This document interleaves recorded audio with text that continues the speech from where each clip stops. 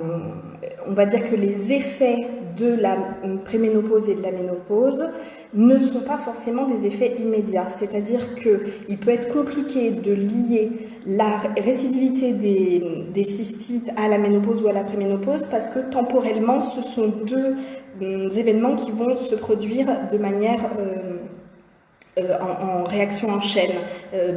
Exemple, j'ai été ménopausée à 50 ans, mais mes cystites se sont vraiment aggravées à 53 ou 54 ans. Ça, c'est normal. C'est quelque chose de même très courant. Parce qu'en fait, ce qui se passe, c'est que la production physiologique d'hormones sexuelles féminines, donc principalement œstrogènes et progestérone, commence à chuter avec la préménopause, puis continue à chuter la ménopause, donc c'est l'interruption complète des menstruations, qu'on va qualifier de ménopause, sauf que le taux circulant d'œstrogène et de progestérone ne passe pas de, je dis n'importe quoi, 100 à 0. C'est quelque chose qui régresse de manière très graduelle.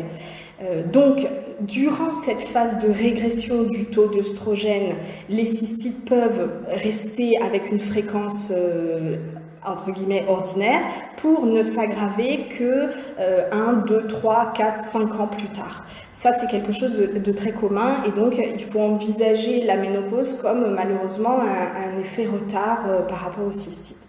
Ensuite, la survenue ou l'aggravation des cystites qui deviennent récidivantes après la ménopause, c'est un phénomène extrêmement commun et qui dénote l'impact négatif, là en l'occurrence, de la chute d'œstrogène par rapport à l'immunité de la sphère urogénitale. Donc ça va me permettre de vous parler de plein de choses. Ça va me permettre de vous parler de la cystite qui se manifeste avant les menstruations, des mycoses ou troubles vaginaux de tous ordres qui se manifestent après les menstruations, de la cystite qui s'aggrave et devient récidivante après la ménopause, et de la cystite qui disparaît pendant la grossesse. J'ai vu que Ludivine avait fait un post là-dessus très récemment, qui a suscité un gros engouement. C'est quelque chose dont on parle très souvent sur le groupe. Visiblement, ma voix ne se fait pas entendre parce que je répète toujours les mêmes choses par rapport à ces cystites qui mystérieusement disparaissent pendant la grossesse, parfois même pendant l'allaitement, pour réapparaître après. Très clairement, on en tire la conclusion que la cause est hormonale. Oui, c'est une évidence, mais qu'est-ce qui se passe? Donc, les hormones sexuelles féminines, les œstrogènes comme la progestérone, sont... Ah, il y avait eu un bug. Les hormones sexuelles féminines sont ce qu'on appelle les hormones protrophiques. Protrophiques, ça veut dire quoi? Ça veut dire qu'elles vont soutenir le trophisme. Le trophisme, dit autrement, c'est la croissance. Donc, plus le taux hormonal est important, plus la croissance de la muqueuse et de la flore vont être soutenues. Alors, je vais reprendre une métaphore qui me semble-t-il avait beaucoup plu à Nimou. Elle en a reparlé sur le groupe. Pour vous dire que par la muqueuse vaginale, je vous parle de milieu vaginal, mais ça a vraiment un lien avec la cystite. La muqueuse vaginale, vous pouvez l'envisager comme un plancher en bois.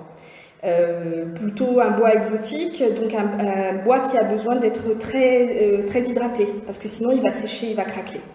Donc vous pouvez l'imaginer comme un plancher, et ce plancher est recouvert d'une moquette, laquelle moquette étant la flore de Döderlein, qu'on évoque très souvent sur le groupe.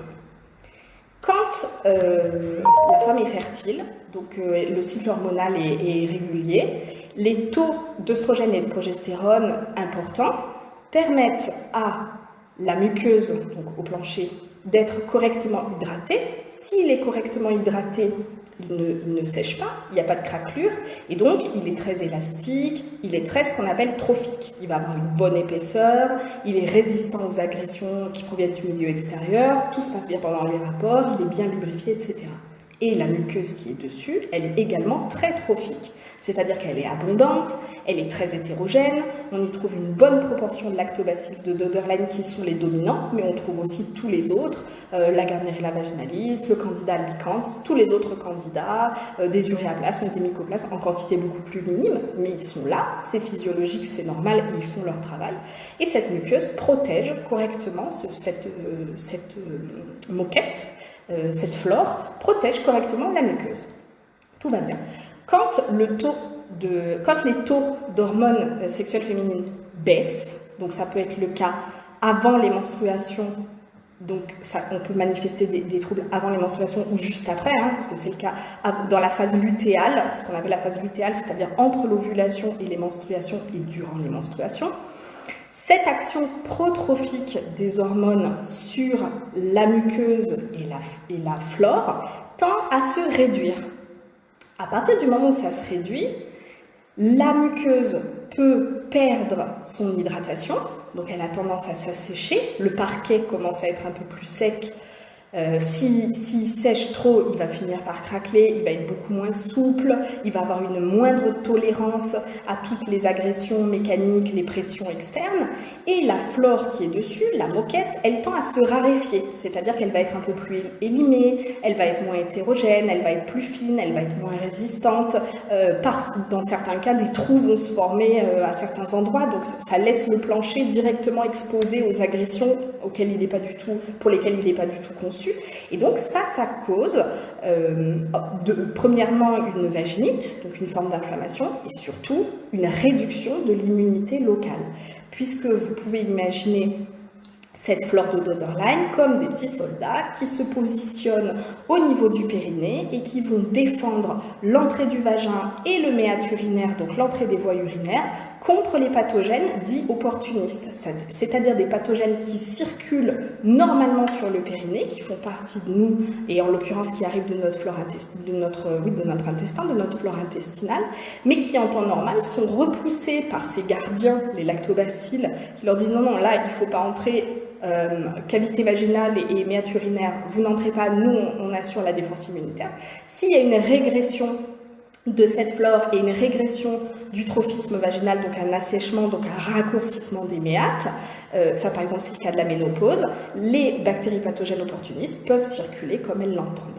Donc ça c'est un phénomène qui se vérifie et avant les menstruations chez certains sujets. Toutes les femmes ne sont pas sujettes à ça, mais c'est possible. Et souvent c'est quelque chose qui ne s'instaure pas de lui-même, c'est quelque chose qui va être consécutif à un événement ou plusieurs événements accidentels au niveau de la sphère urogénitale, comme par exemple une cystite accidentelle, une prise d'antibiotiques qui fait régresser les lactobacilles et ça enclenche ce mécanisme de carence de flore de Döderlein et de réduction immunitaire. Donc avant les menstruations, après la ménopause, parce que l'avantage, on va dire, de la cystite prémenstruelle, c'est qu'après les menstruations, le taux d'œstrogène remonte et donc la défense immunitaire, elle se reconstitue. Après la ménopause, il n'y a plus de remontée du taux d'œstrogène, donc c'est pour ça que certaines parlent d'un traitement hormonal substitutif en support, qui peut être décidé en accord avec le médecin, éventuellement pour aider de ce côté-là. Et c'est aussi pour cette raison que la cystite, chez de nombreuses femmes, disparaît pendant la grossesse. Parce que pendant la grossesse, c'est le phénomène inverse. C'est-à-dire que pendant la grossesse, on va nager dans les hormones, les taux vont être au plafond, œstrogène très très élevé. Donc le trophisme de la flore et de la muqueuse est optimale. Les défenses immunitaires de la sphère urogénitale sont parfaits. D'ailleurs, on le voit puisque sur les ECBU, pendant une grossesse, les leucocytes sont même parfois en excès. C'est physiologique, c'est normal, ça nous montre bien qu'au niveau immunitaire, on est vraiment extrêmement bien protégé. Et donc, c'est pour ça que chez beaucoup de sujets, beaucoup de femmes qui souffrent de cystite récidivante, la cystite disparaît pendant la grossesse. Elle peut éventuellement disparaître complètement également pendant l'allaitement, puisque la prolactine, qui est l'hormone qui stimule la montée de lait et la production de lait par les glandes mammaires, est une hormone qui très indirectement va avoir le même effet protrophique et le même effet protecteur au niveau de la sphère urogénitale. C'est d'ailleurs pour ça que quand on allaite, le retour de couche est beaucoup plus tardif. Et donc, malheureusement, le revers de la médaille de ça, c'est que cette disparition des cystites pendant la grossesse n'est pas éternelle. C'est-à-dire qu'à partir du moment où les taux d'œstrogène vont revenir à la norme, on va se retrouver confronté à exactement la même situation qu'avant la grossesse, avec cette sinusoïde du taux d'œstrogène et de progestérone qui va entraîner une régression, puis réaugmentation des défenses immunitaires, etc., etc. Donc, à partir du moment où on comprend que la problématique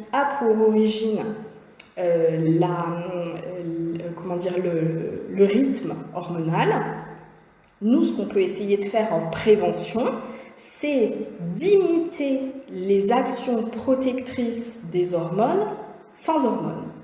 Donc, si on reprend, les actions protectrices des hormones, c'est quoi? C'est les actions protrophiques.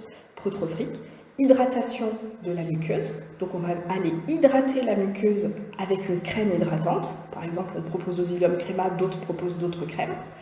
Et on va aller soutenir la flore vaginale en ajoutant des lactobacilles qui se trouvent carencés. Et c'est ce qu'on se propose de faire avec, par exemple, Osilium lavanda, avec des probiotiques oraux, avec des probiotiques locaux. Sachant qu'au milieu de tout ça, on va aussi, en parallèle, défendre le milieu contre l'inflammation déclenchée par la régression du trophisme. Donc, on va aussi avoir une intervention, l'intervention hydratante, elle va être aussi apaisante, mais on va aussi avoir une action anti-inflammatoire, je le mets avec des guillemets parce que c'est quelque chose qui va se faire avec des principes actifs d'origine naturelle, pour plaquer l'inflammation, pouvoir réhydrater la muqueuse, notre fameux parquet, lui redonner ses propriétés élastiques, sa souplesse et éviter qu'il ait des craquelures, et remettre par-dessus une moquette, la flore, qui soit suffisamment épaisse, suffisamment hétérogène pour pouvoir protéger au niveau immunitaire correctement l'ensemble de la sphère urogénitale. Je profite de cette explication pour dire aux personnes qui ont leur cystite qui disparaissent pendant leur grossesse. Si vous êtes enceinte, après votre accouchement, n'attendez pas que la cystite revienne. Faites ce qu'il faut pour faire de la prévention en amont, avant que la cystite revienne et que vous soyez peut-être obligé de prendre un antibiotique qui, vous le savez, c'est mettre le doigt dans l'engrenage de je prends l'antibiotique, ça réduit les défenses immunitaires, ça fait régresser la flore de Doederlein, la flore de Doederlein régresse, donc je suis encore plus exposée, donc je risque encore plus d'avoir une cystite, etc., etc. Donc si vous faites de la prévention en disant très bien, mes cystites ont disparu pendant ma grossesse, je sais donc que ma problématique est hormonale, je vais faire une prévention double, c'est-à-dire que je vais mimer le rôle des hormones en faisant ce que je viens de vous dire, soutenir la muqueuse, soutenir la flore, et je vais aussi discuter avec mon gynécologue sur la meilleure alternative de contraception pour moi, c'est-à-dire une contraception qui va éviter le plus possible cette sinusoïde hormonale et qui va l'amoindrir. Donc ça peut être ou une pilule œstroprogestatique mais qui soit bien dosée avec pas un taux d'œstrogène énorme qui, quand les 7 jours d'interruption, quand on arrête, s'effondre et donc on se retrouve à nouveau confronté à cette régression du trophisme. Ou alors ça peut être des pilules en continu, enfin il y a pas mal d'options, mais là on rentre dans le domaine médical. Voilà, message, si vous êtes enceinte et que vos cystites ont disparu, faites de la prévention dès que vous avez accouché.